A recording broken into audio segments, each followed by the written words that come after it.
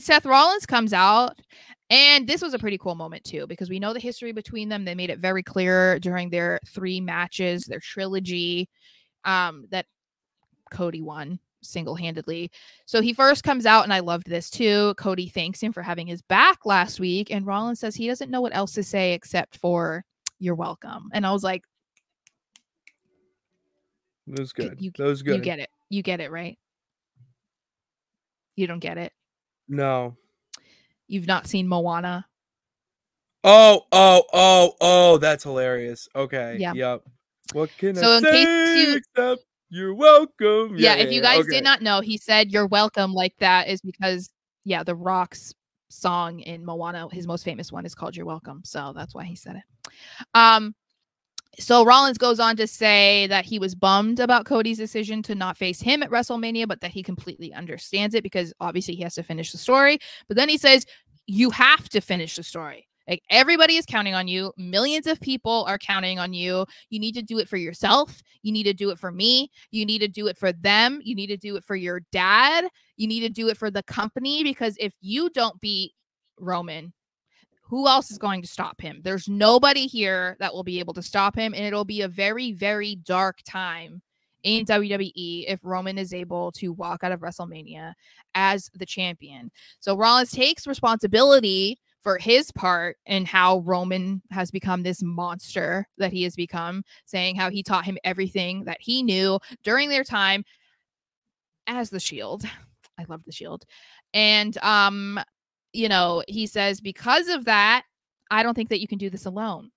So you trying to take on Roman is one thing, but now you're going to be going against Roman and The Rock. That's basically impossible. So he says he will be in his corner if he wants his help. He could be his shield. He said, because I was once an architect, I am now a visionary, a revolutionary. I am Seth freaking Rollins. Yes. So I loved everything about this moment. I loved everything about it because I like that we're getting this back and forth with Cody too, that like Cody's defending himself against The Rock. So we're not just being like, oh, The Rock just did this or whatever, and Cody's just like, okay, because it's The Rock. So it's like, you're just going to act like, oh, it's fine. It's The Rock. I mean, the whole basis of this thing is kind of ridiculous anyway, because they took shots at the Rhodes and Dusty specifically. And then because Cody said something that was pretty harmless back, it's like, oh, how dare you? I'm going to slap you. It's like, what? It's great villain work. It's great villain work by them.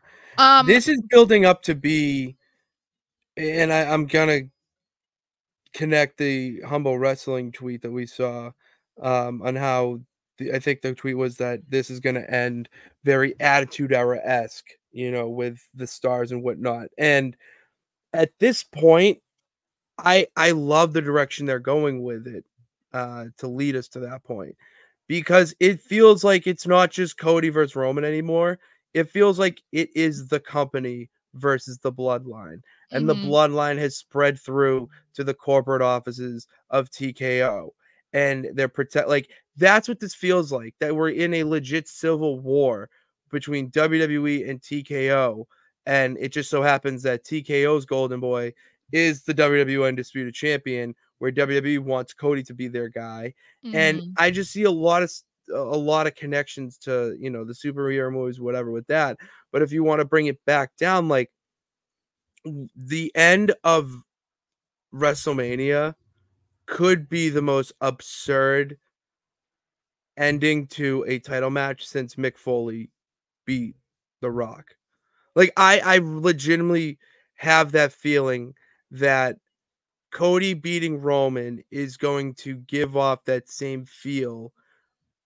No, why are you shaking our head? No, I'm just like, just like the thought of it is just crazy. Oh, it's like, yeah, like everyone is there. Like everyone in the back is there. Like when DX and the corporation were there, DX had no affiliation, mankind. They shaped the corporation. So then you have them right there helping Cody win. And then you have it's going to be a monumental moment. And the fact that that seed was planted last night with Seth being like, well, you need a shield. And then you're going to have Sammy maybe Sammy's moment isn't to be in the world heavyweight title match. Maybe it is and he loses, but point is maybe Sammy has an involvement because he's like, I was in the bloodline. You need my help. Maybe he's the reason why Cody is able to win. Maybe like whatever he does is what leads to Cody winning. So then it's like, oh, he looks like the hero. You know what I mean? And then Cody rewards him by giving him a title shot. I don't know. We're on to something, Sarah. But I do like that we're like seeing these rivals like become friends, you know, and it's like you said, because they have the common enemy, and the common enemy is Roman Reigns and the bloodline. So yeah, I think they did a really good job with this, and this is why it's so great that they pivoted, because this story is so much better than having to deal with Cody versus Seth for the 4th time, and then just seeing The Rock being like, I'm the real tribal chief, and then Roman saying, I'm the real tribal chief. Like, that's boring. No, so it's agreed. Dick, you're so right. We got 39 was Infinity War.